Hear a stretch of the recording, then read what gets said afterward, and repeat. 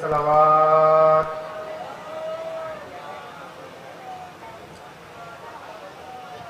मेरे भाई जनाब नसीमुल हसन साहब काकरी का हुक्म, जो गाजी टूर के बहुत ही बेहतरीन ज़ायरों का इंतज़ाम करते हैं और काफ़िला भी लेके जाते हैं। 10 जनवरी को ये काफ़िला लेके जाएंगे। जो ज़ायरीन उनके साथ काफ़िले में जाएंगे, बहुत ही ज़्यादा अच्छी ज़ाब्ते कराते हैं।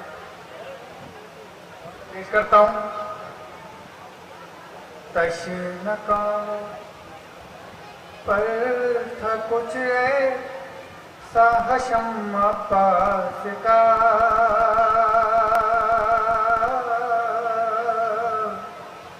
ऐसा हशम पास का रह गया नजरों में जाने मर्तदम पास का, मर्तदम पास का। वो तो कहिए जंग की कोई इजाजत ही न दी, इनको इजाजत ही न दी। वो तो कहिए जंग की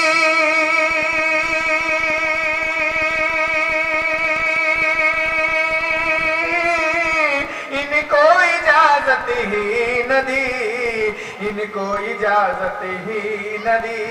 कौन था जो रोकता बढ़ता कदम पास का,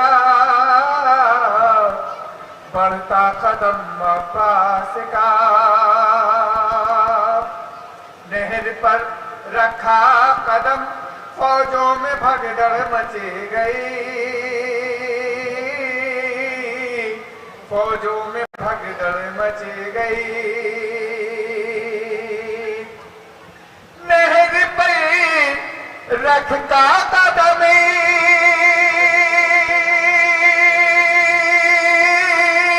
फौजों में भगदड़ मची गई, फौजों में भगदड़ मची गई। ना बकारों में था कुछ ऐसा हशम पास का, ऐसा हशम पास का।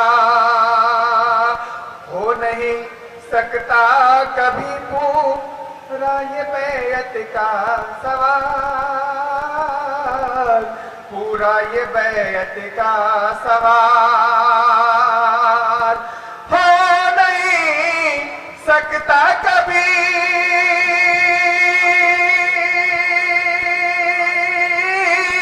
पूरा ये बैत का सवाल, पूरा ये बैत का सवाल। हो गया है घर में हैदर के जन्म पास का, के जन्म पास का। और ये भी विषय देखेंगे। आयते ततहीर की मलका ने बेटा कह दिया, मलका ने बेटा कह दिया। आयते ततहीर की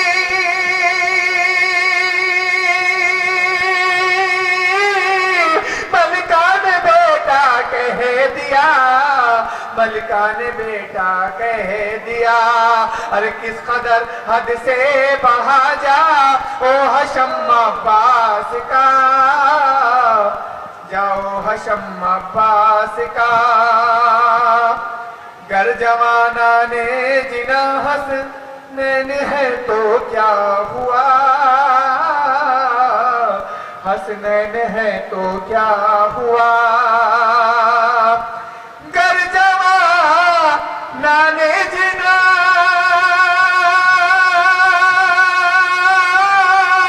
हसनैन है तो क्या हुआ। सल्फ बीलो को सरोबा इरम अब्बास का, बागे इरम अब्बास का। और ये शेर भी देखेंगे हाजिर। करबला में हैदरी अंदाज से खींचा जो खते, हैदरी अंदाज से खींचा जो खते।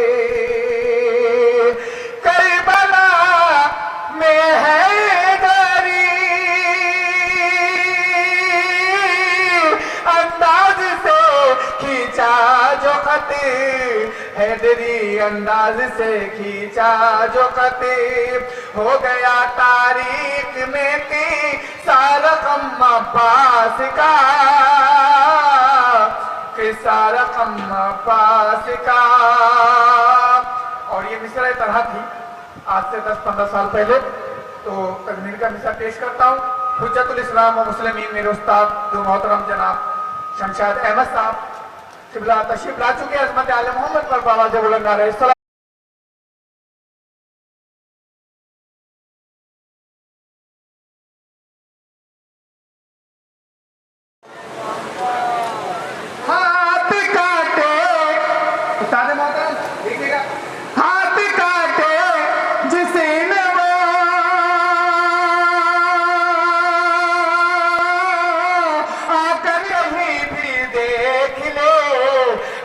कहीं भी देख ले आज भी दुनिया में है ऊंचा अलम अब्बास का ऊंचा अलम अब्बास का। मांगना है जिसको बस वो इनके दर से मांग ले वो इनके दर से मांग ले। मांगना है जिसको बस वो इनके दर से मांग ले इनके दर से मांग ले। हाथ कटने पर भी रहता है करम अब्बास का है करम अब्बास का।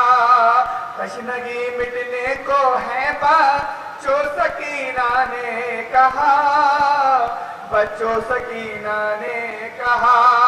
आ रहा है नहर से देखो अलम अब्बास का देखो अलम अब्बास का। तो हमने अकबर के शहीदी की बिज़ाअत छीन ली की बिज़ाअत छीन ली। हमने अकबर के शहीदी की बिज़ाअत छीन ली। शेख को भेजा कर गया दर तो अलम अब्बास का दर्दो अलम अब्बास का। और मक्का मुलाया फरमाएंगे मैं परेशान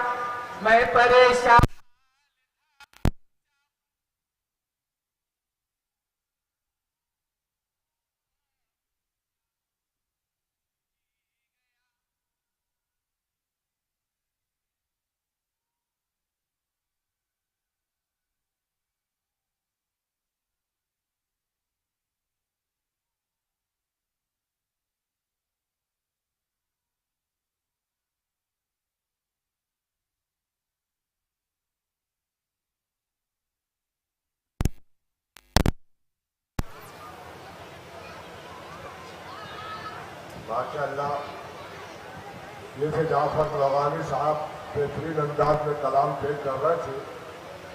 हज़रात जैसा कि आपको मालूम है इस वक्त में मजलिस व खिताब फरमा रहे हैं आलमी शोहरत याफ्ता हुज्जतुल इस्लाम वल मुस्लिमीन आली जनाब मौलाना शमशाद अहमद साहब किबला।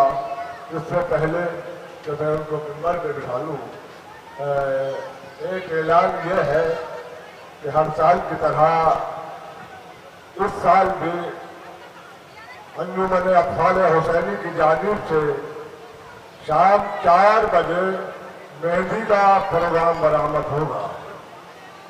इस ऐलान अंजुमन गुलामान अत्फाल हुसैनी की जानिब से ठीक 4 बजे हर साल की तरह मेहंदी का प्रोग्राम किया जाएगा।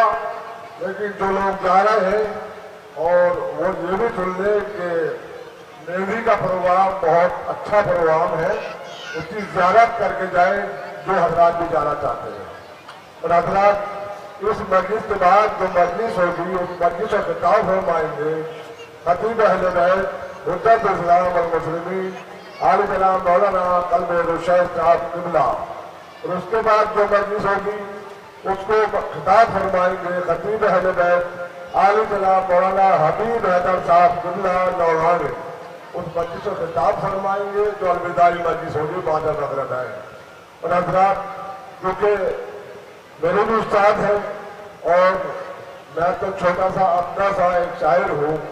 بہرحال بڑے بڑے شاعروں کے استاد ہیں اللہ حجت الاسلام مولانا شمشاد احمد صاحب. خطابت کے علاوہ، خطابت تو خیر پوری دنیا جانتی ہے کہ یہ خطابت ہے ماشاءاللہ، اور پوری طبیعت ان کی ناشاد ہے. بہرحال طبیعت ناشاد ہونے کے بعد بھی شہید کے دربار میں حاضری کے لیے حاضر ہو گئے ہیں. بہرحال بہت بڑی خطابت پوری دنیا میں جانتی ہے ماشاءاللہ. بڑے علماء دین میں نام ان کا آتا ہے. میں ان سے اجازت لیتے ہوئے ان کی من پسند کے جہاں بھی میں نظامت کرتا ہوں یا میں پڑھتا ہوں تو وہ کہتے ہیں چاہے کچھ بھی کرو مگر 2 شعر اس کلام کے ضرور پڑھ دو. تو انتخاب ہے دیکھیے آپ. مگر میں چاہتا ہوں یہ جو لوگ باہر کھڑے ہیں یا جو لوگ آگرہ میں مجلسیں کرنے آئے ہیں تو فرش ادا پہ آن کے بیٹھے. مجلسیں تو فرش ادا پہ ہو رہی ہے، باہر مجلسیں نہیں ہو رہی، مجلسیں اندر ہو رہی ہیں، پنڈال میں ہو رہی ہیں. تو میری گزارش ہے جو لوگ ادھر ادھر چل رہے ہیں کیونکہ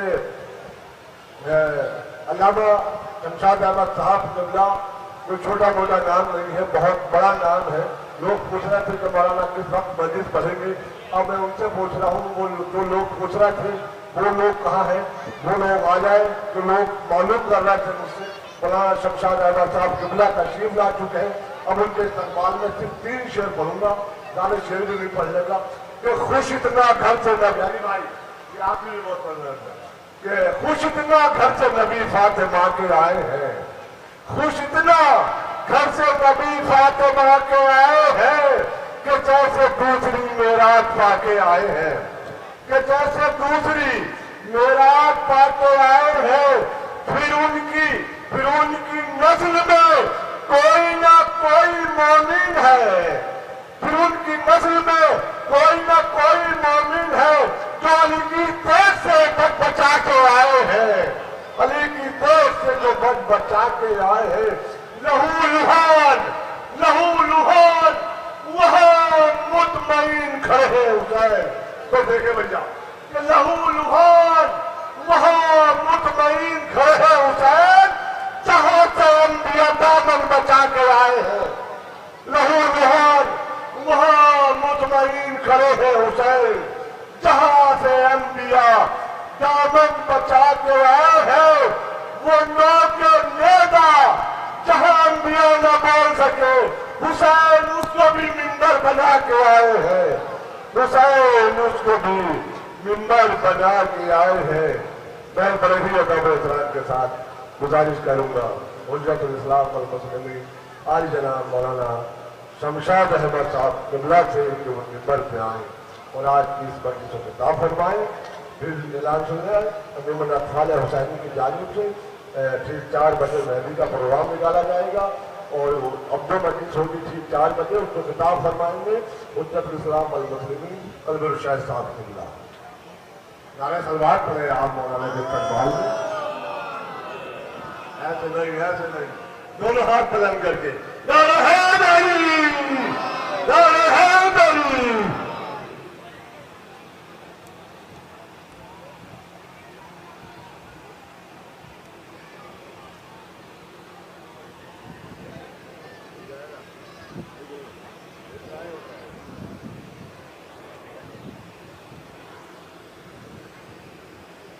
فاتحہ.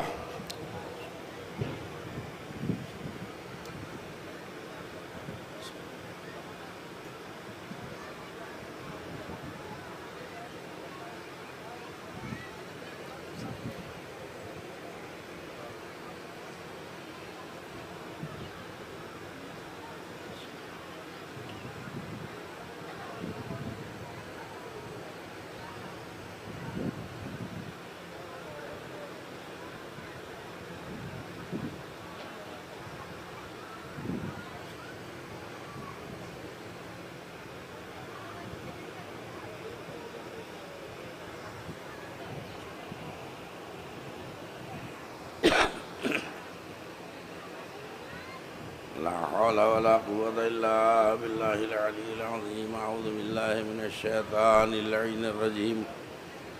بسم بسم الله الرحمن الرحيم الحمد لله رب العالمين والعاقبة للمتقين والجنة للمطيعين والنار للعاصين والصلاة والسلام على أشرف الأنبياء والمرسلين مولانا وسيدنا أبي القاسم محمد وأهل بيته الطيبين الطاهرين المعصومين المظلومين ولعنة الله على أعدائهم وقتلتهم وغاصبي حقوقهم ومنكري فضائلهم من يومنا هذا إلى يوم الدين. أما بعد فقد قال الله تبارك وتعالى في كتابه المبين وهو أصدق الصادقين وقوله الحق. بسم الله الرحمن الرحيم. يا أيها الذين آمنوا اتقوا الله وابتغوا إليه الوسيلة. صلوات الله.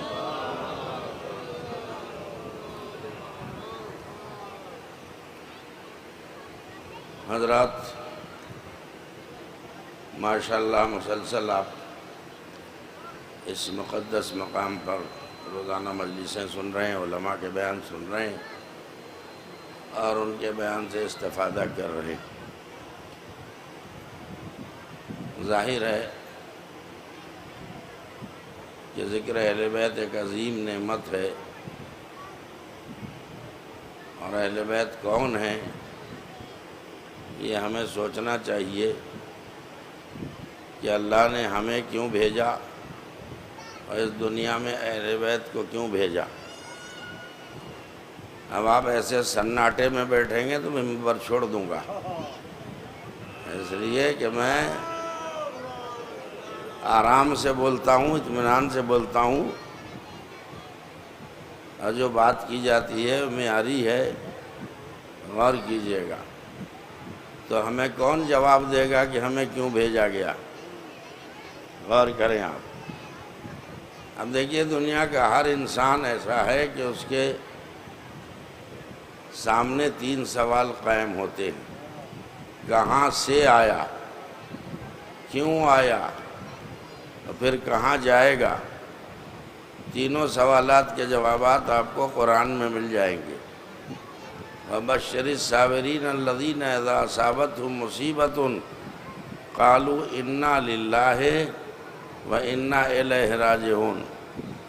اے میرے رسول، جب کسی مصیبت پڑے تو اس پہ بشارت دے دیجئے کہ وہ یہی کہیں کہ ہم اللہ کے لیے ہیں، اس کا مطلب ادھر سے آئے ہیں۔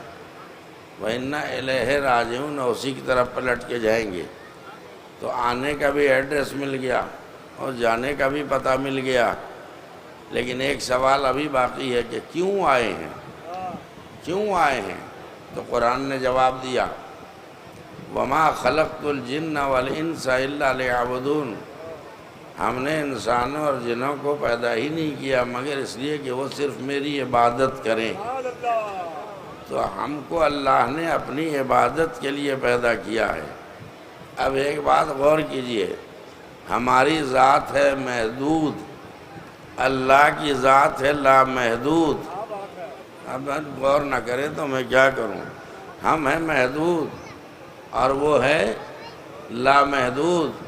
اگر نہیں سمجھے تو جملہ بدل دوں، ہم ہیں ممکن الوجود اور اللہ ہے واجب الوجود۔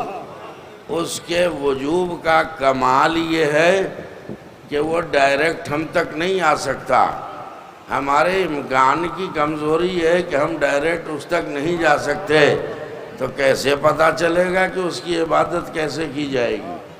غور کریں آپ۔ بھائی آپ دیکھیے نا، قرآن نے کہا اقیموا الصلاۃ، نمازیں قائم کرو۔ تو کیسے قائم کرو؟ کوئی تو ہے تو جو بتائے۔ قرآن میں تو یہ لکھا ہے کہ نمازیں قائم کرو، نہیں دل لگ رہا کیا؟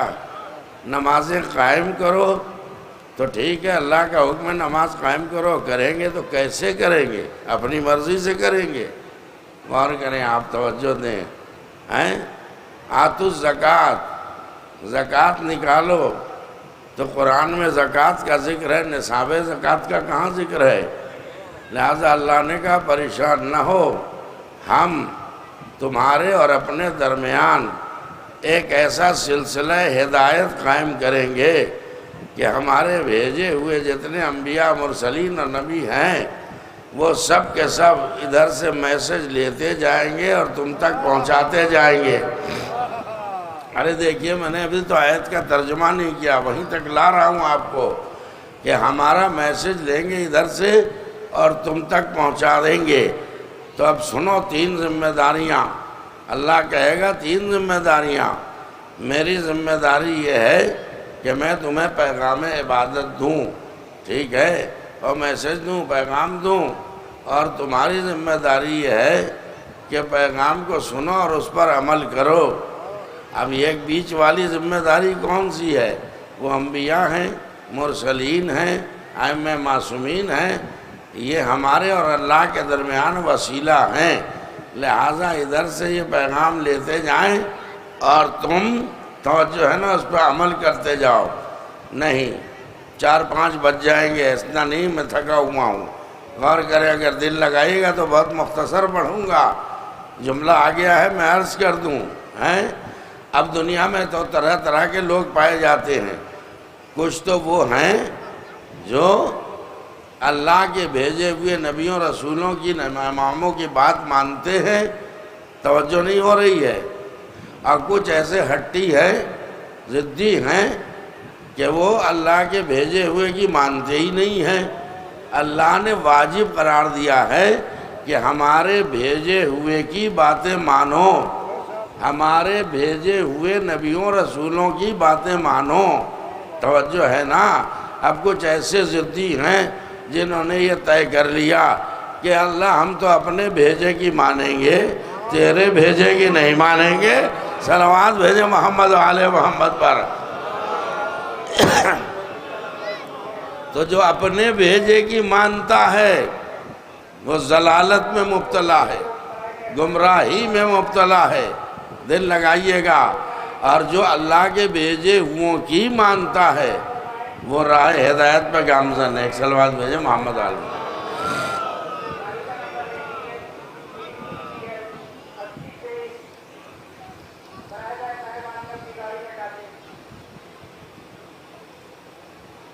ہو گیا اعلان؟ ایک ٹائم میں 2 مجلسیں کیسے ہوگا جی؟ چلیے اعلان ہو گیا، اب ہمیں بولنے دیجئے۔ تو میں نے کیا کہا؟ اللہ نے راہ ہدایت پر گامزن کرنے کے لیے، سلیقہ عبادت سکھانے کے لیے ہمارے درمیان کتنے نمائندے بھیجے؟ 1,24,000 انبیاء و مرسلین۔ دل نہیں لگ رہا کیا ہیں؟ اب ایک ذرا سا دکھتی نس پہ ہاتھ رکھ دوں، بھائی نظبل سنو، کم سے کم تم تو سنو، سنتے رہتے ہو ہیں؟ تو یہ بتائیے قرآن میں کہاں لکھا ہے 1,24,000 انبیاء آئے؟ نہیں، اگر غلط بولوں تو ممبر سے کھینچ کے نیچے اتار لیجئے۔ یہ قرآن میں کہاں لکھا ہے؟ اب ہر مسلمان کہتا ہے، چاہے کسی مسلک کا ہو، کسی مذہب کا ہو، وہ یہی کہتا ہے کہ 1,24,000 انبیاء آئے۔ آخری نبی ہمارے نبی سے پہلے 1,23,999 نبی آئے۔ تو میں کہوں گا قرآن میں کہاں لکھا ہے؟ اگر لکھا ہے تو دکھاؤ، نام بتاؤ۔ کیا نہیں، نام تو نہیں بتائیں گے، مگر جو عدد ہے تو بھئی عدد ہی دکھا دو۔ سو رہے ہیں کیا؟ قرآن میں عدد دکھا دو، کہاں لکھا ہے کہ 1,23,999 نبی آئے؟ تو ہر مسلمان کہے گا، ارے آپ کیسی بات کر رہے ہیں، یہ تو دیکھیے ہمارے نبی نے بتایا ہے۔ نبی نے بتایا ہے، قرآن میں تو لکھا نہیں۔ کہ ہاں قرآن میں نہیں لکھا، لیکن نبی نے بتایا کہ ہم سے پہلے 1,23,999 نبی آئے، تو ہم کیوں نہیں مانیں گے؟ تو میں کہوں گا اب تو مانو گے، قرآن کافی نہیں ہے۔ صلوات پڑھیں محمد و آل محمد پر۔ ہیں؟ تو قرآن کو کافی کیوں کہتے ہو؟ اس کا مطلب یہ ہے کہ وہ بات بھی حق ہے جو قرآن میں ہے، وہ بات بھی حق ہے جو نبی کی زبان پہ ہے۔ دل لگائیے۔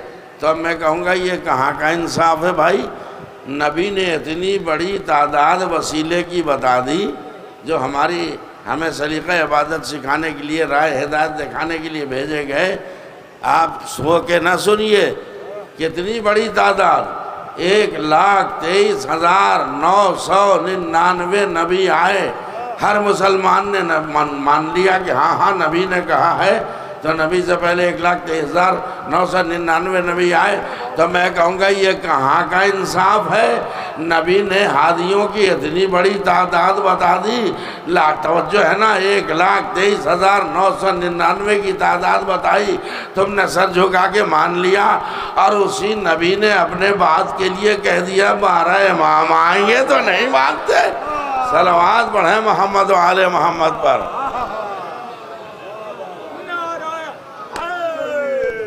یہ کیا ہے؟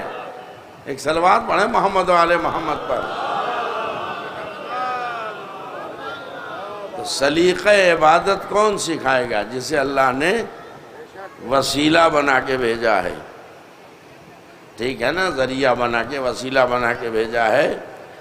اپنے اور ہمارے درمیان اللہ نے ایک ربط خاص رکھا ہے کہ ہمارے بھیجے ہوئے نبی، رسول، امام، یہ ہم سے پیغام لیں گے اور تم تک پہنچائیں گے۔ اب 3 ذمہ داریاں ہیں، ٹھیک ہے؟ اللہ کی ذمہ داری ہے ہدایت کرنا، رسولوں، نبیوں، اماموں کی ذمہ داری ہے پیغام ہدایت ہم تک پہنچانا۔ ہماری ذمہ داری ہے کہ ہر نبی، رسول، امام کی اطاعت کرنا۔ کہاں ہیں آپ؟ اطاعت کرنا نہیں ہے، میں نے کچھ غلط کہا کیا؟ یا ایھا الذین آمنوا اطیعوا اللہ واطیعوا الرسول واولی الامر منکم، اے ایمان لانے والو، اے ایمان لانے والو، اللہ کی اطاعت کرو، اس کے رسول کی اطاعت کرو۔ یہ نہ سمجھو کہ اطاعت کی ذمہ داری ختم ہو گئی، رسول کے بعد اولی الامر کی اطاعت کرو۔ صلوات پڑھیں محمد و آل محمد پر۔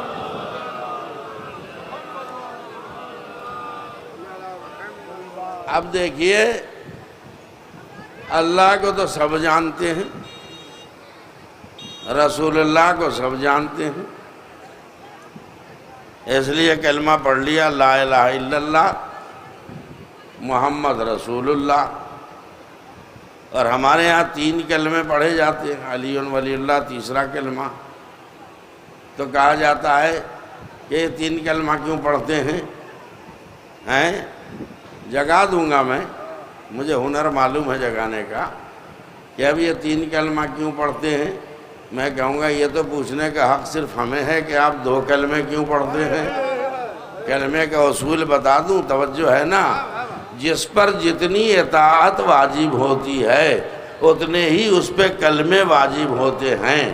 تو اللہ پر کسی کی اطاعت تو واجب نہیں ہے، لہذا اللہ کسی کا کلمہ نہیں پڑھے گا، اور ہمارے پیغمبر پر صرف اللہ کی اطاعت واجب ہے، ایک عدد اطاعت واجب ہے۔ تو ہمارے رسول جو ہے وہ کلمہ صرف لا الہ الا اللہ پڑھیں گے، اور جو اولو الامر ہیں ان پر اللہ کی اطاعت بھی واجب ہے، رسول کی اطاعت بھی واجب ہے، لہذا وہ 2 کلمے پڑھیں گے لا الہ الا اللہ محمد رسول اللہ۔ تو میں کہوں گا کہ اہل ایمان پر کتنی اطاعتیں واجب ہیں؟ یا ایھا الذین آمنوا اطیعوا اللہ واطیعوا الرسول واولی الامر منکم۔ تو جب 3 اطاعتیں واجب ہیں تو کلمے 2 کیوں رہ گئے؟ صلوات پڑھیں محمد و آل محمد پر۔ جس پر جتنی اطاعت واجب ہے۔ اب دیکھیے، ابھی تک میں نے آیت کا ترجمہ ہی نہیں کیا، میرا مزاج ہے، مجھے خود پتہ نہیں ہوتا ہے کیا کیا بولنا ہے، لیکن موضوع وہی ہے جس کے تحت میں بولنا تھا۔ آپ غور کریں تو میں ایڈریس دیتا ہوں اولو الامر کا، سن لیجئے۔ اولو الامر کو کہاں لوگ جانتے ہیں؟ اللہ کو جانتے ہیں، رسول اللہ کو جانتے ہیں۔ اولو الامر کے لیے جب سوال کیجئے اولو الامر کسے کہتے ہیں، تو کہتے ہیں اولو الامر جو حاکم وقت ہو۔ یہ لیجئے، جو جس دیش کا حاکم ہے وہ وہاں کا اولو الامر ہے۔ تو میں کہوں گا کہ ٹھیک ہے، علی والا کلمہ نہیں پڑھ رہے ہو تو جسے اولو الامر مان رہے ہو 3 نمبر پہ اس کا کلمہ پڑھو نا۔ ارے کہاں ہے آپ؟ صلوات پڑھیں محمد و آل محمد پر۔ اب دیکھیے کوئی کسی ملک کا، کسی کشور کا، کسی دیش کا حاکم ہو، لیکن کوئی کسی مسلک کا ہے، کوئی کفر سے متعلق ہے، کوئی شرک سے متعلق ہے، کوئی یہودیت سے، کوئی عیسائیت سے، غور کریں آپ، توجہ دیں آپ، اور کوئی ضروری نہیں ہے کہ ہر حاکم با ایمان ہو۔ تو اس آیت میں خطاب کس سے ہے؟ اہل ایمان سے ہے۔ یہ عدل خداوندی کے خلاف ہے کہ اللہ اہل ایمان کو بے ایمانوں کی اطاعت کا حکم دے۔ صلوات پڑھیں محمد و آل محمد پر۔ اتنا نہ تھکائیے، میں ویسے بھی تھکا ہوا ہوں، اپنی تھکن مجھ پر نہ اتاریے، غور کیجئے تو آپ کو کچھ ملے گا۔ اب میں اکثر مجلسوں میں آج کل کہہ رہا ہوں کہ ہر مجلس میں دو طرح کے تبرک بٹتے ہیں، ایک تبرک گیٹ پہ بٹتا ہے، ایک تبرک فرش پہ بٹتا ہے۔ ارے کہاں ہیں آپ؟ اب وہ گیٹ والا تبرک تو کوئی لے کے چلا جاتا ہے، کوئی بھی لے کے چلا جاتا ہے، لیکن یہ فرش والا تبرک سب کو نہیں ملتا ہے، اسی کو ملتا ہے جس میں ظرف میں صلاحیت ہوتی ہے۔ صلوات پڑھیں محمد و آل محمد پر۔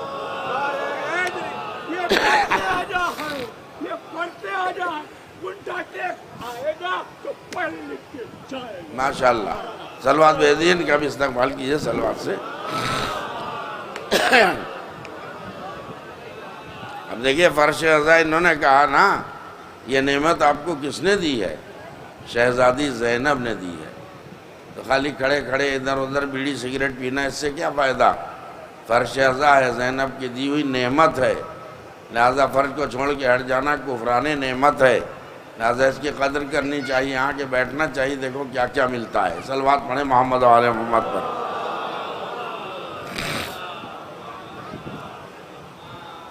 اب میں جلدی سے کہہ دوں، توجہ دیں آپ، کہ جو لوگ امر کو نہیں پہچانتے وہ اولو الامر کو کیا پہچانیں گے؟ نہیں توجہ ہو رہی ہے۔ اب شرط ہے، اگر امر کو سمجھنا ہے تو اولو الامر کو پہچاننا ہے تو امر کو سمجھو، اگر امر ہی سمجھ میں نہ آیا تو اولو الامر کو کیسے سمجھو گے؟ دیکھیے گوشہ نکل گیا ہے تو میں پورا کر رہا ہوں، اور کیجئے آپ۔ اب دیکھتے دیکھتے چند مہینوں کے بعد رجب اور شعبان، اس کے بعد رمضان کا مہینہ آئے گا۔ شب قدر کون سی رات کو کہتے ہیں؟ غور کریں آپ، شب قدر جو ہے کس رات کو کہتے ہیں؟ پڑھیے قرآن، بسم اللہ الرحمن الرحیم۔ اب پورا سورہ قدر میں پڑھوں گا، مجھے نتیجہ دینا، ایک لفظ لا رہا ہوں میں۔ بسم اللہ الرحمن الرحیم۔ انا انزلناہ فی لیلۃ القدر وما ادراک ما لیلۃ القدر لیلۃ القدر خیر من الف شہر تنزل الملائکۃ والروح فیہا باذن ربہم من کل امر۔ ابھی بھی چپ ہیں آپ کہاں ہیں؟ غور کریں آپ، یہ شب قدر ہے، تم کیا جانو کہ شب قدر کیا ہے؟ یہ وہ رات ہے جو 1000 مہینوں سے افضل ہے۔ یا اللہ کیوں؟ کہ اس لیے اس رات میں ہم نے قرآن نازل کیا، اور فرشتے جاتے ہیں، کون کون؟ جبریل امین جاتے ہیں، کچھ فرشتے جاتے ہیں، کیا خالی ہاتھ آتے ہیں؟ تنزل الملائکۃ والروح فیہا باذن ربہم من کل امر۔ یہ وہ مبارک رات ہے جس میں ملائکہ آتے ہیں اور جبریل امین آتے ہیں، لیکن کیسے آتے ہیں؟ خالی ہاتھ کا نہیں، من کل امر، اللہ کا امر لے کے آتے ہیں۔ تو اب بھی نہیں سمجھے؟ ارے جو فرشتے لے کے شب قدر میں آتے ہیں اسے امر کہا جاتا ہے، جس کی دہلیز پہ لاتے ہیں اسے صاحب الامر کہا جاتا ہے۔ صلوات پڑھے محمد۔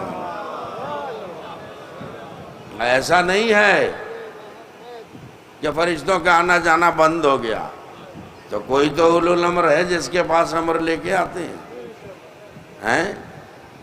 اب کیسے جگاؤں میں؟ بھائی نظیم تم تو شاعر ہو، سن لو۔ بے قراری بھی ہے، قرار بھی ہے، ہائے کیا چیز انتظار بھی ہے۔ اور کریں آپ، بے قراری بھی ہے، قرار بھی ہے، ہائے کیا چیز انتظار بھی ہے۔ اب میں قراری الہ آباد میں ہے، مشہور بستی ہے، بڑے بڑے علماء کی بستی ہے، وہاں ایک بار طالب علمی کے دور میں مجلس پڑھنے گیا تھا۔ وہاں ایک بزرگ آ کے بیٹھے، لوگوں نے کہا کہ بہت بڑے شاعر ہیں۔ ہم نے اچھا، ارے آپ شاعر ہیں تو کچھ شعر سنا دیجئے۔ انہوں نے نہیں، پہلے آپ سنا دیجئے۔ تو میں نے یہی سنا دیا، بے قراری بھی ہے، قرار بھی ہے، ہائے کیا چیز انتظار بھی ہے، کہ اب اسی ردیف قافیے میں مجھ سے بھی سنیے۔ اب دیکھیے کیا بات انہوں نے کہی، سمجھنا چاہیے۔ انہوں نے کہا سنیے آپ نے تو کہہ دیا بے قراری بھی ہے، قرار بھی ہے، ہائے کیا چیز انتظار بھی ہے، اب مجھ سے سنیے، مجھ سے سنیے۔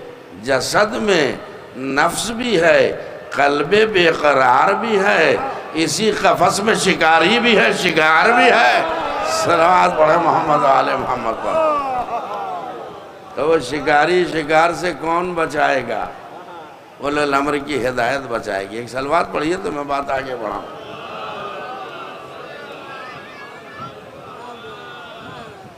اب دل لگائیے تو میں بولوں، غور کریں کہ نبی چلے گئے تو ایسا نہیں کہ سلسلہ ہدایت ختم ہو گیا۔ نبی کے بعد سلسلہ آج تک قائم کی شکل میں قائم ہے۔ غور کریں آپ۔ اب دیکھیے ایک صلوات پڑھیے تو میں بات آگے بڑھاؤں۔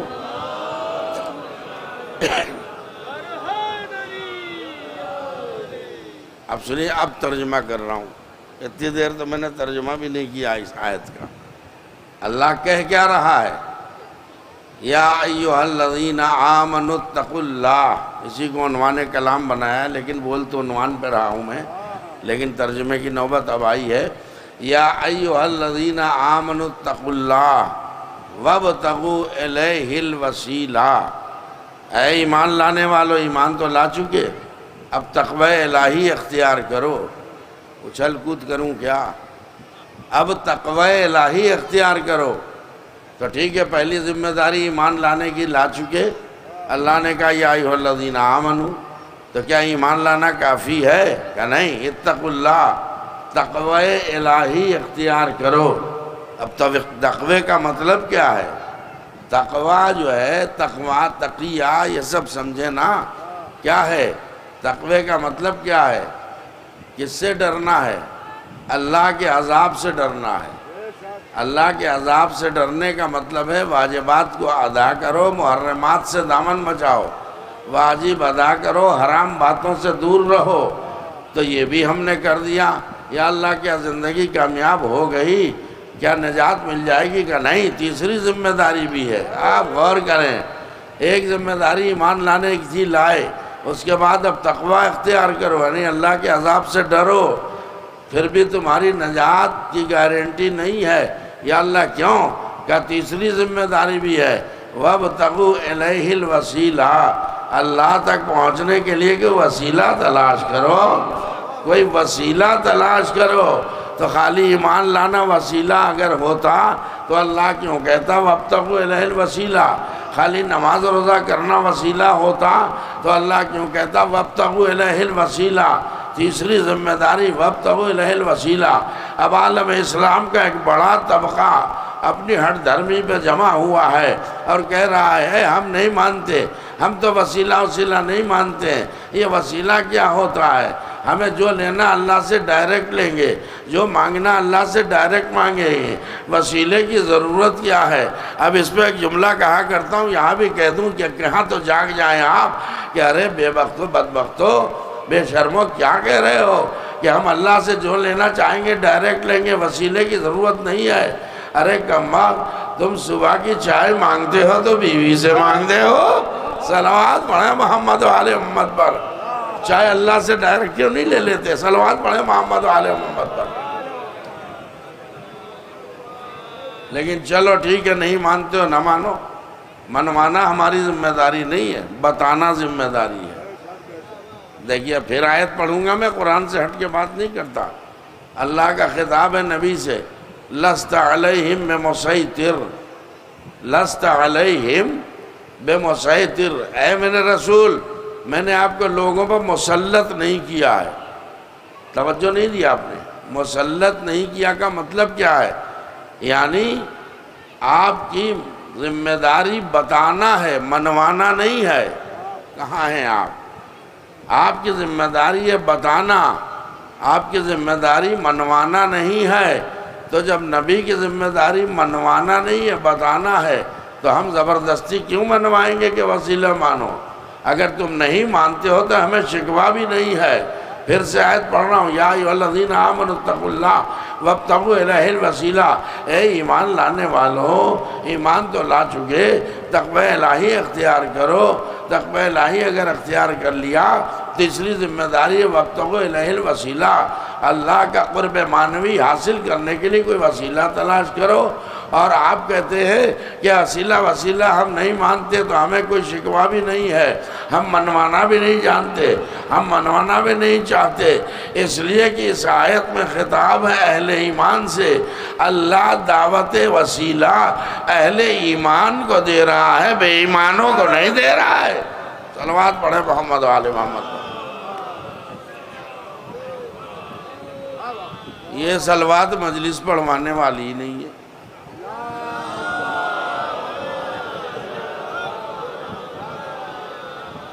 میں کوئی پہلی بار تھوڑی آیا ہوں، میں دائیں بائیں ادھر ادھر آتا رہتا ہوں، میرے مزاج سے واقف نہیں ہے، میں قرآن سے ہٹ کے بات نہیں کرتا ہوں، میرا مزاج ہے۔ توجہ دیں، بہت سے لوگ کہتے ہیں اگر فضائل اہل بیت میں حدیث پڑھیے، چھوڑیے یہ تو حدیث شریف ضعیف ہو سکتی ہے، یہ حدیث شریف ضعیف ہو سکتی ہے، تو مجھے بتانا ہے کہ ٹھیک ہے، میں نے بھی نیم بدل دیا اپنا، اب جو پڑھوں گا قرآن شریف سے پڑھوں گا، تاکہ تم سمجھ جاؤ کہ حدیث شریف تو ضعیف ہو سکتی ہے، قرآن شریف کبھی ضعیف نہیں ہو سکتا۔ صلوات پڑھیں محمد و آل محمد پر۔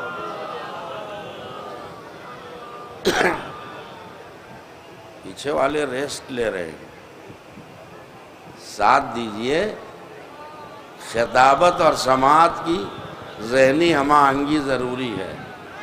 اب وسیلہ کون ہے دیکھیے۔ اب ایک بات بتائیے، جناب آدم نے کئی سال تک توبہ کی یا نہیں کی؟ بول دوں بھائی نصیب تھکانا نہیں ہے، ٹائم بتائیے کئے بجے ممبر چھوڑنا ہے؟ نہیں تو یہ سنی نہ رہے، اگر سنیں گے تو سناؤں گا میں، غور کریں۔ جناب آدم، ارے آپ سب آدمی ہیں بھائی، آدم کی بات نہیں سنیں گے۔ آدم نے برسوں توبہ کی ہے، تو میں پھر قرآن پڑھوں کیا کہہ کے توبہ کی ہے؟ رب انی ظلمت نفسی فاغفر لی، یا اللہ میں نے اپنے نفس پہ ظلم کر لیا، تو مجھے بخش دے، معاف کر دے۔ ارے بھائی قرآن پڑھ رہا ہوں، اپنی طرف سے تھوڑی کہہ رہا ہوں۔ چلیے میرے ساتھ کمرے میں قرآن لائیے گا، نکال کے دکھا دوں گا۔ انی ظلمت نفسی، یا اللہ میں نے اپنے نفس پہ ظلم کر لیا ہے، اب تو مجھے معاف کر دے، بخش دے۔ اور کئی سال تک دعا کرتے رہے، توبہ کرتے رہے، مگر توبہ قبول نہیں ہوئی۔ تو وہ کیا تھا جو اتنے سالوں سال توبہ کی؟ تو آدم نے کیا کیا تھا؟ وہ نبی تھے، صفی اللہ تھے، ان سے ایسا مسٹیک کیا ہوا تھا؟ تو ادھر کی بات سنیے کہ معاذ اللہ، اللہ توبہ استغفر اللہ، نقل کفر کفر نہ باشد۔ یہ کہا کہ وہ جنت میں ان سے گناہ ہو گیا تھا۔ گناہ کون سا ہوا تھا؟ ارے بھائی نبوت منصب الہی ہے، اور منصب الہی کے لیے عصمت شرط ہے، توجہ ہے نا؟ تو اگر جناب آدم صاحب نبوت ہیں تو صاحب عصمت بھی ہیں، اور عصمت ضد گناہ ہے، گناہ ضد عصمت ہے۔ تو جب آدم معصوم ہیں، صاحب عصمت ہیں، تو ان سے گناہ کون سا ہو گیا؟ کہ اللہ نے جب ان سے کہا یا آدم اسکن انت وزوجک الجنہ، توجہ نہیں دے رہے ہیں آپ، اے آدم تم اور تمہاری بیوی حوا دونوں جنت میں رہو، جنت میں رہو، ولا تقربا ہذہ الشجرہ، لیکن دیکھو یہ جو پیڑ ہے، درخت ہے، اس کے قریب بھی نہ جانا۔ ارے توجہ دیں آپ، اس کے قریب نہ جانا۔ تو اس کا ایک پھل لے کے آدھا کھا لیا حوا نے، آدھا آدم نے خود کھا لیا کہ نہیں، فَأَزَلَّهُمَا الشَّيْطَانُ، شیطان نے انہیں پھسلا دیا۔ ارے ایک بات بتاؤ، گناہ کسے کہتے ہیں؟ آپ راستہ چلتے پھسل گئے، کسی نے کیلے کا چھلکا پھینک دیا تھا، پیر پڑ گیا، پھسل کے گر گئے، تو بتاؤ پھسلانا گناہ ہے یا پھسل جانا گناہ ہے؟ خالی شیطان پھسلاتا نہیں ہے، پھسلاتا بھی ہے، سنیے گا۔ تو وہ ایک لا کے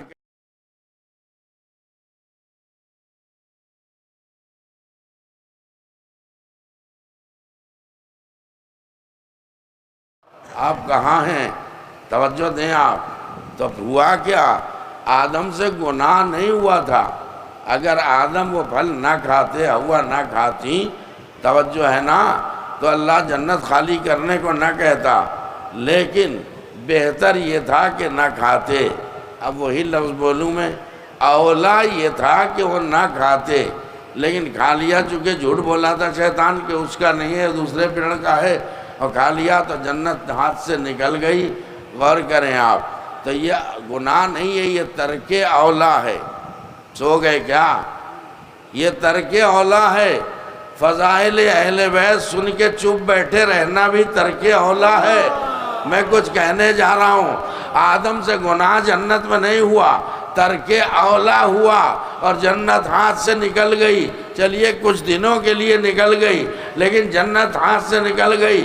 تو لمحے فکریہ دے رہا ہوں کہ سوچو، ارے جس سے ترک اولا ہو جائے اس سے جنت ہاتھ سے نکل جائے، اور جہاں ترک مولا ہو جائے وہاں جنت کا انتظار۔ صلوات پڑھیں محمد وآل محمد۔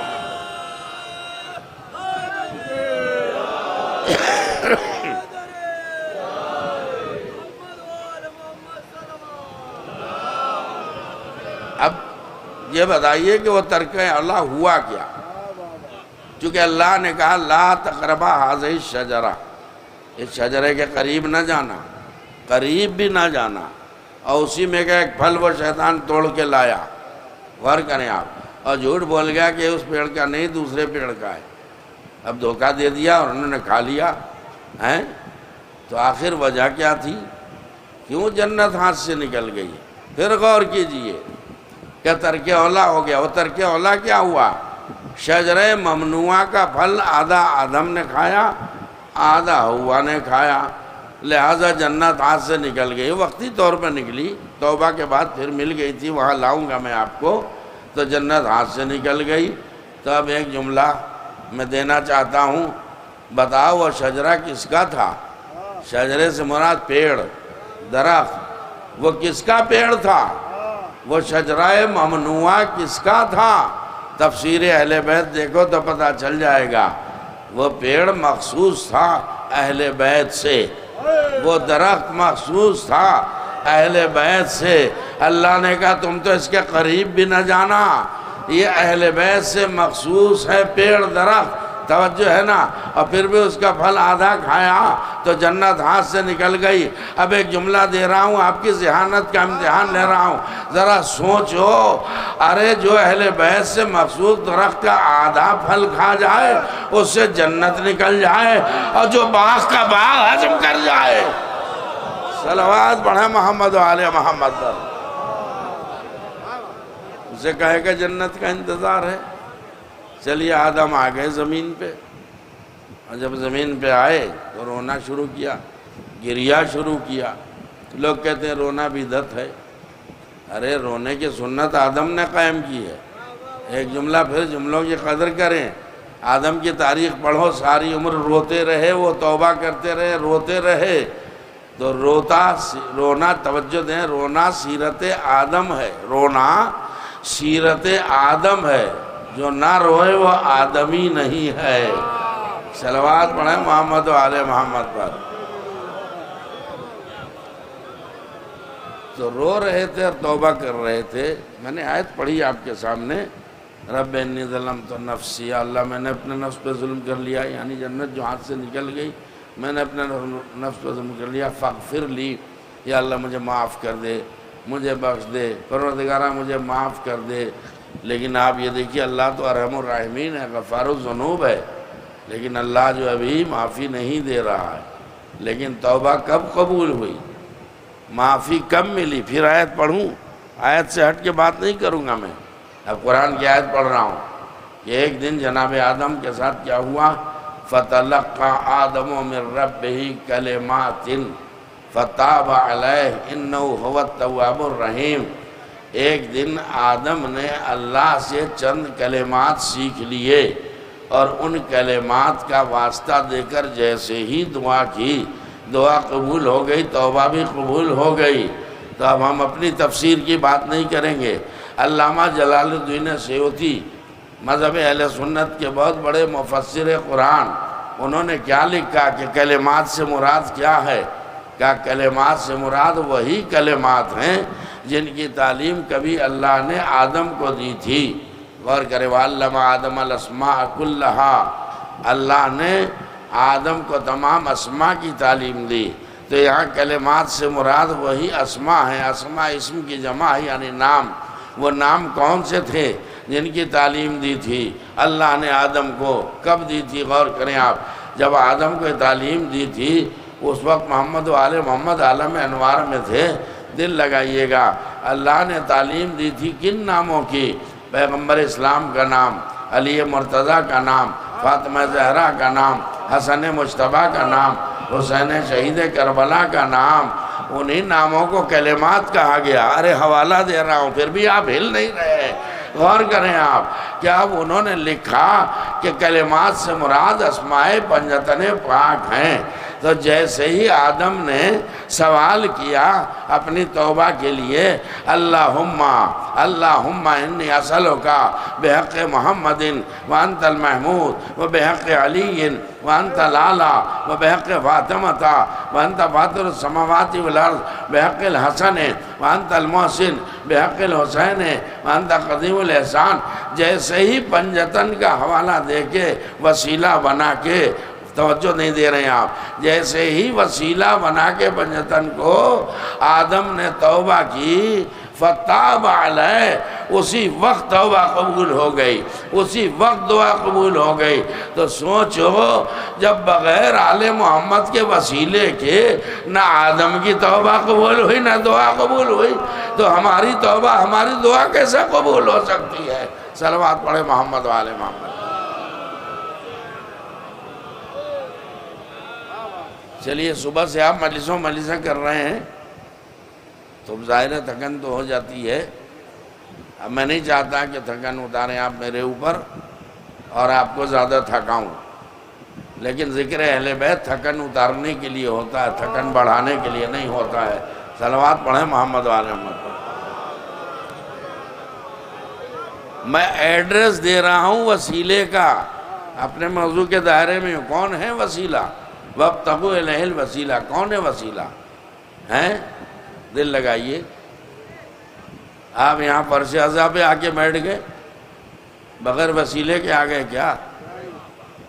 کوئی 2 ویلر سے، 3 ویلر سے، 4 ویلر سے، کوئی بس سے، ٹرین سے، پلین سے، کسی نہ کسی وسیلے سے آئے ہیں۔ تو جب دنیا کے کسی گوشے میں بغیر وسیلے کے نہیں پہنچتے تو آخرت میں بغیر وسیلے کے کیسے پہنچ جائیں گے؟ لہذا ہمیں تلاش کرنا چاہیے وسیلہ کون ہے جو آخرت تک ہمیں پہنچائیں گے۔ غور کریں آپ، دل لگائیے۔ اب چلیے، بیان آپ سنتے رہتے ہیں، ایک جملہ دے دوں۔ اب جناب آدم کا ذکر تھا، اب جناب نوح کا ذرا سا ذکر کر دوں، بہت لمبی چوڑی مجلس نہ ہو۔ اس سے پہچانیے کہ وسیلوں کی بھی قسمیں ہیں، کہیں نبوت، کہیں رسالت، کہیں امامت۔ اب نبوت اور امامت کا فرق پہچان لیجئے۔ وسیلہ تو وہ بھی ہے، وسیلہ یہ بھی ہے، فرق پہچان لیجئے۔ جناب نوح تبلیغ کر رہے تھے، اللہ کا میسج پہنچا رہے تھے، اللہ کا پیغام پہنچا رہے تھے، لوگوں کو سلیقہ زندگی، اصول بندگی سکھا رہے تھے، لیکن نتیجہ کیا ہوا؟ غور کریں آپ، انہیں پاگل کہا گیا، دیوانہ کہا گیا، اور اس کے بعد پتھر برسائے گئے۔ ارے آپ پہچانے نا پتھر برسانے والوں کا دھرم کیا ہے؟ صلوات پڑھے محمد۔ یہ پتھراؤ کہاں سے ملا ہے؟ غور کیجئے، دل لگائیے۔ پتھر مارے جاتے، ایک دن تو اتنے پتھر مارے گئے کہ جناب نوح پتھروں کے ڈھیر میں چھپ گئے۔ اللہ ارحم الراحمین ہے، وہ اپنے بندوں پر ان کے ماں باپ سے زیادہ مہربان ہے۔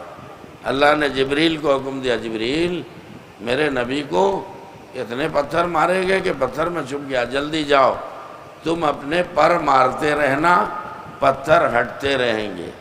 غور کریں، یا اللہ اور کیا کرنا ہے کہ جہاں جہاں زخم ہے نوح کے بدن پر، جہاں جہاں زخم ہے اس پہ اپنے پر جو ہے اس سے ذرا مل دینا، زخم ٹھیک ہوتا چلا جائے گا۔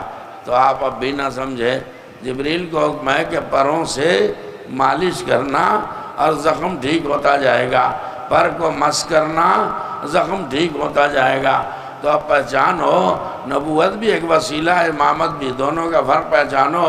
توجہ ہے نا کہ ارے جس کے زخم کو جبریل کے پروں سے شفا مل جائے اسے نبی کہتے ہیں، اور جو فطر اس کو بالوں پر عطا کر دے اسے امام کہتے ہیں۔ صلوات پڑھیں محمد آل محمد۔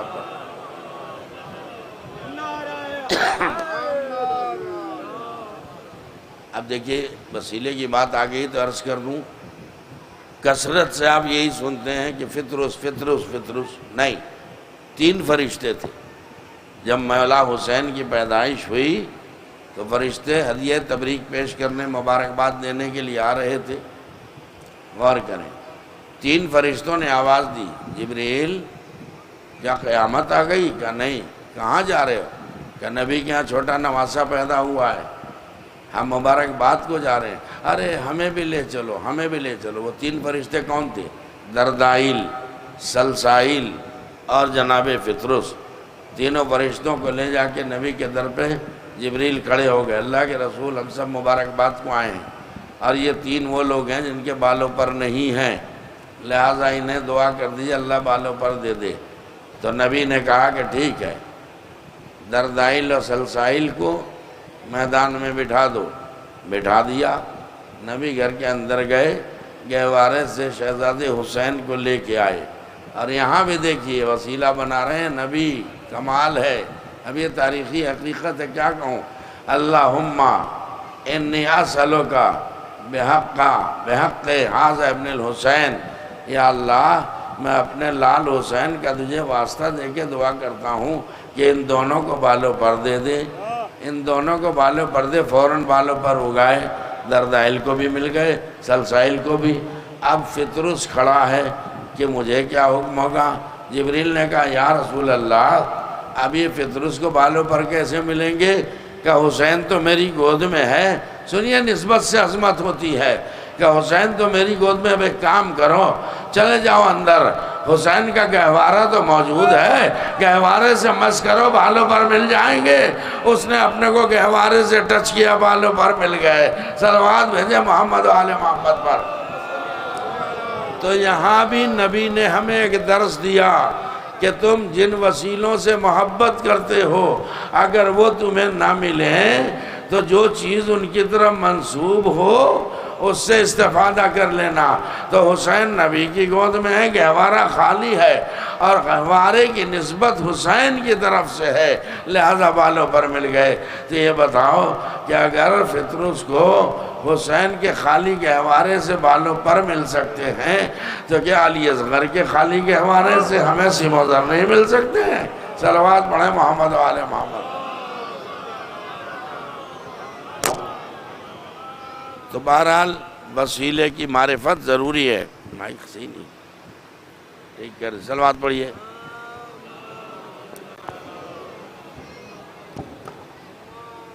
وسیلے کا عرفان ضروری ہے۔ کیا ہو گیا؟ اب میں وسیلے پہ ہی بول رہا ہوں، بولنے کو تو اور بھی بول سکتا ہوں، لیکن آپ دیکھیں کتنا بڑا وسیلہ اہل بیت ہیں، اور دیکھیے وسیلے کے نتیجے ملے ہیں۔ تاریخ پڑھیے، چونکہ مجلس ہے 2-4 منٹ مصائب تو پڑھوں گا میں۔ ٹھیک ہے، انسان سے چھوٹی بڑی غلطیاں تو ہوتی ہیں، لیکن غلطیوں کی معافی کیسے ہوگی جب وسیلہ اہل بیت کو بنایا جائے؟ غور کریں آپ۔ اور حد تو یہ ہے کہ ترک اولا بھی اگر ہو تو اس کی معافی بھی وسیلہ اہل بیت سے۔ میں نے پڑھ دیا، جناب آدم نے وسیلہ بنایا اہل بیت کو، پنجتن پاک کو، اور ان کو جنت دوبارہ مل گئی۔ تو کیا ہمیں نہیں مل سکتی ہے؟ اگر چھوٹی بڑی کوئی خطا ہوئی ہے، غلطی ہوئی ہے، تو ڈائریکٹ اللہ میاں سے دعا کریں تو قبول نہیں ہوگی۔ اگر وسیلہ بنا ہے، یا اللہ تیرے رسول کا واسطہ، علی مرتضیٰ کا واسطہ، فاطمہ زہرا کا واسطہ، حسن حسین کا واسطہ، چھوٹی بڑی خطاؤں کو معاف کر دے اللہ، تو اللہ معاف کر سکتا ہے، ہاتھ سے چلی گئی جنت واپس مل سکتی ہے، لیکن خلوص سے دعا کرنی چاہیے، وسیلہ اہل بیت کو بنانا چاہیے۔ اب یہ بتائیے حر کہاں تھا؟ یزید کے لشکر میں تھا نا، سوچیں اس لشکر میں تھا جو جہنمی لشکر تھا، لیکن جب شب عاشور آئی، سن لیجئے تو آنسو بہا لیجئے گا، شب عاشور آئی تو عمر سعد نے اپنے لشکر سے فوج سے کہا کہ کل حسین کے بچے کو قتل کرنا ہے اور حسین کو بھی قتل کر دینا ہے اور ان کی لاش پہ گھوڑے دوڑا دینے ہیں۔ بہر اٹھ کے کھڑا ہو گیا، ارے یہ کل یہ سلوک ہوگا، وہ بھی فرزند زہرا کے ساتھ، فرزند علی مرتضیٰ کے ساتھ، تو وہ رات بھر سویا نہیں۔ اب ایک مرتبہ غلام آیا، آنے کے بعد کہا آپ کو نیند نہیں آ رہی ہے کیا؟ پیاس لگ رہی ہے، میں ٹھنڈا پانی لایا ہوں، لیجئے پی لیجئے۔ کیا نہیں، اس پانی کو ہٹا پھینک دے، تھوڑی دیر کے لیے میرے ساتھ چل۔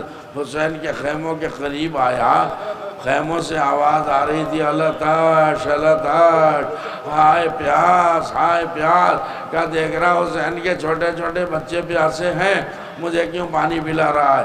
اب جیسے ہی صبح عاشورہ نمودار ہوئی، حر نے ایک مرتبہ لشکر یزید کو چھوڑا اور حسین کے خیمے کی طرف بڑھنے لگا۔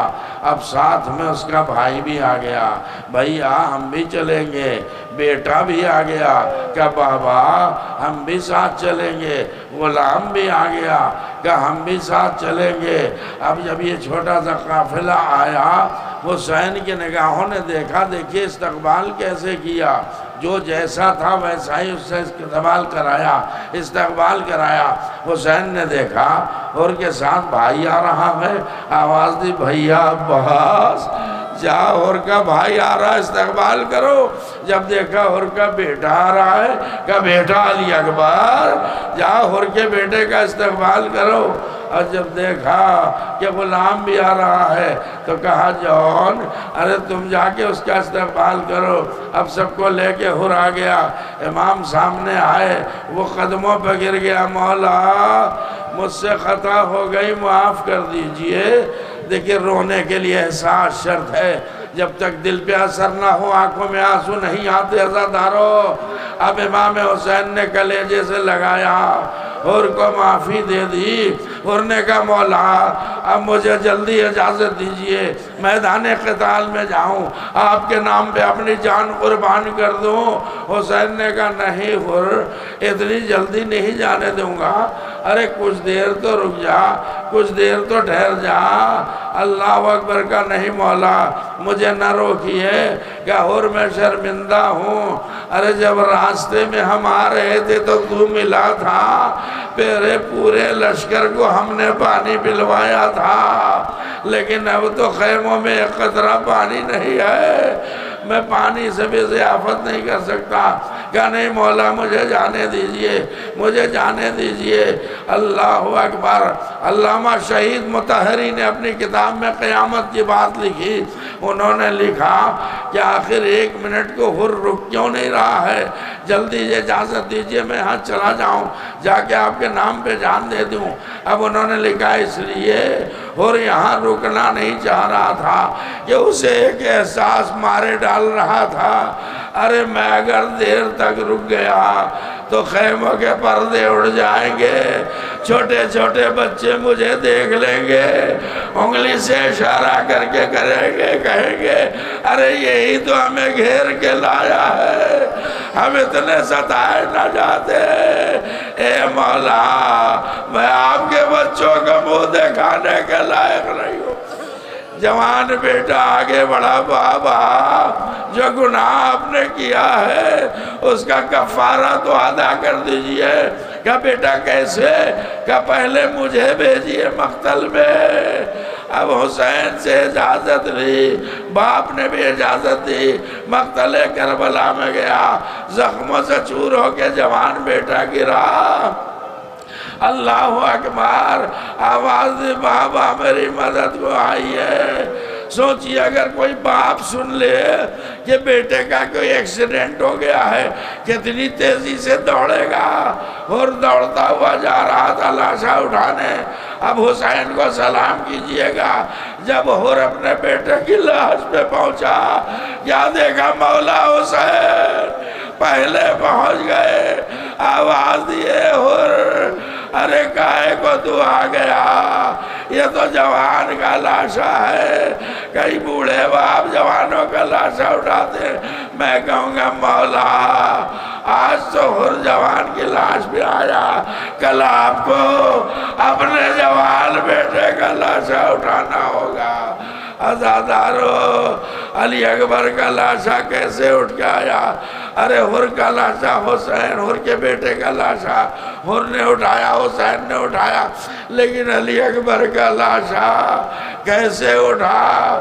حسین نے خیمے کا رخ کیا، آواز دی بچوں آؤ آؤ، میرا بڑھاپا ہے، جوان کا لاشا ہے، میرا ساتھ دو تاکہ اکبر کا لاشا خیمے تک پہنچا دیا جائے. ایک طرف سے چھوٹے چھوٹے بچوں نے اٹھایا، دوسری طرف سے حسین نے اٹھایا. علی اکبر کا لاشا بھی خیمے میں آیا. خیمے میں کوہرام برپا ہو گیا. واہ اکبرا واہ غربتا واہ مصیبتا.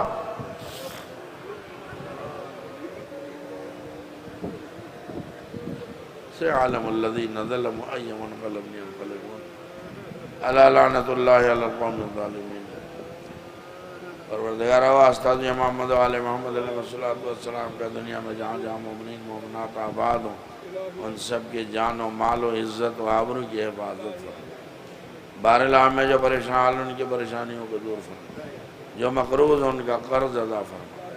جو بے روزگار انہیں روزی عطا فرما. جو بے عمل انہیں اعمال صالحہ کی توفیق عطا فرما. جو مشتاق حج و زیارات انہیں زیارات سے مشرف فرما. جو بیمار انہیں شفاء کامل صحت عاجل عطا فرما. بہرحال ہمارے درمیان سے جو مومنین و مومنات گزر چکے ان کی مغفرت فرما. پروردگارہ ہمارے قلیل اعمال کو قبول فرما، کثیر خطاؤں کو معاف فرما. یا اللہ تمام مزارات مشرفہ مقامات مقدسہ کی حفاظت فرما. پروردگارہ ہمارے امام زمانہ علیہ السلام کے ظہور میں تعجیل فرما. ہم سب کو ان کے جانثاروں میں شامل فرما. ایک مرتبہ سورہ الحمد اور 3 بار سورہ اخلاص کی تلاوت فرما کر شہید خالد علیہ الرحمہ کی روح پر فضول کو ہدیہ کر.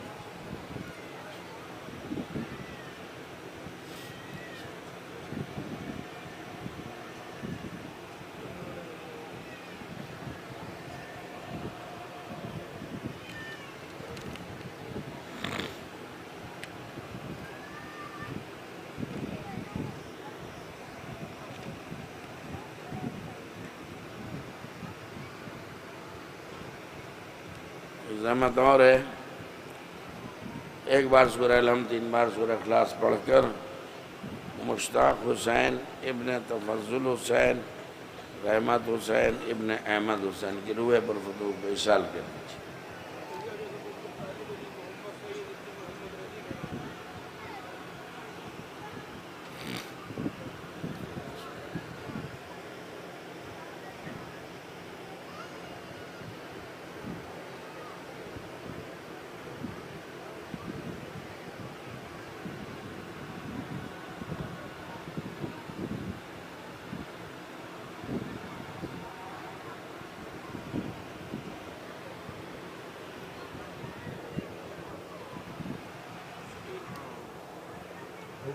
زندہ باد مولا سلامت رکھے. حضرات جیسا میں نے اعلان کیا تھا انجمن غلامان اطفال حسینی کی جانب سے 4 بجے مہندی کا پروگرام نکالا جائے گا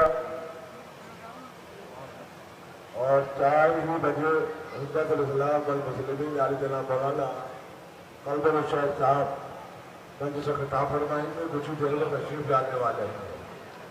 حجت الاسلام والمسلمین علی جناب مولانا قلب الشیخ صاحب کچھ ہی دیر میں پہنچنے والے ہیں. 4 بجے عموماً غلامان اطفال حسینی کی جانب سے مہندی کا پروگرام منعقد ہوگا. تمام حضرات سے گزارش ہے کہ مہندی کی زیارت